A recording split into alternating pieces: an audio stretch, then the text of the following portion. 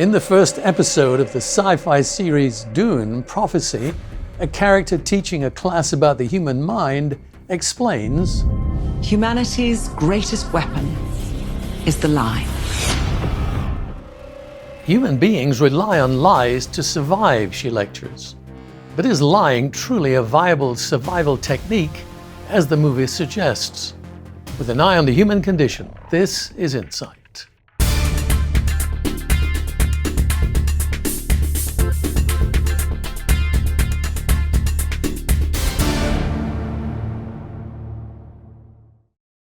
As Dune Prophecy continues, a central theme emerges.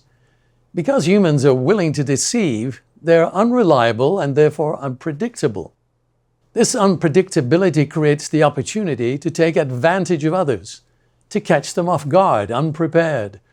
While veiled in a futuristic world, this type of deceitful action is nothing new. The human proclivity for deceit in the service of power over others echoes down through history. From a biblical point of view, human nature is certainly given to deceit. It's perverse and is hard to fathom. One of the Hebrew prophets said as much. The human mind is more deceitful than anything else.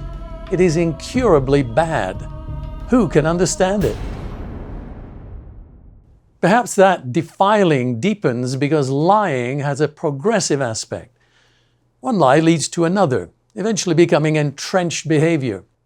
And worse, when a persistent liar tells the truth, he may not be believed. Thomas Jefferson, America's third president, and the main author of the Declaration of Independence, wisely wrote, "He who permits himself to tell a lie once finds it much easier to do it a second and third time, till at length it becomes habitual. He tells lies without attending to it, and truths without the world's believing him. This falsehood of the tongue leads to that of the heart, and in time depraves all its good dispositions."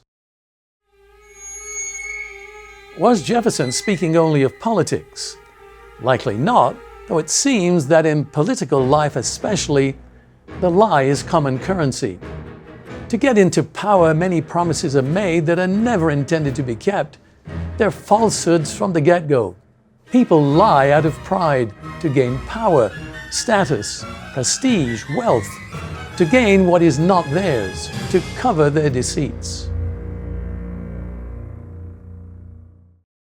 With all these possibilities, can any human relationship flourish for long when lying becomes common practice?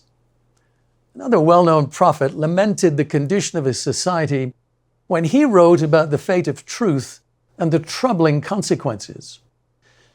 He said, "Justice is turned back, and righteousness stands afar off, for truth is fallen in the street, and equity cannot enter. So truth fails, and he who departs from evil makes himself a prey." When honesty in human dealings is eroded, eventually no one can trust anyone. Then justice cannot be achieved, right ways of acting are a distant dream, and fairness is shut out. Society is close to collapsing. Dmitry Orlov is an engineer and author who witnessed the collapse of the Soviet Union. In his 2013 book, he outlined how civilization can fail in 5 descending stages. He lists them as financial, commercial, political, social, and cultural. At the 5th and final stage, faith in the goodness of humanity is lost. People, Orlov writes, lose their capacity for kindness, generosity, consideration, affection, honesty, hospitality, compassion, charity. In other words, so much that depends on trust, truth, and honesty will eventually collapse, along with the whole social structure when deceit prevails. The teacher in Dune posited humanity's greatest weapon to be the lie. But it would be more accurate to say it's one of humanity's greatest existential threats. What can we do to avoid the collapse Orlov outlines? Ancient wisdom tells us that spiritual renewal can overcome the perversity of human nature. Yet another Hebrew prophet, Zechariah, put it this way: "These are the things you shall do. Speak each man the truth to his neighbor. Give judgment in your gates for truth, justice, and peace. Let none of you think evil in your heart against your neighbor, and do not love a false oath." With this type of collective approach, what a different world it would be.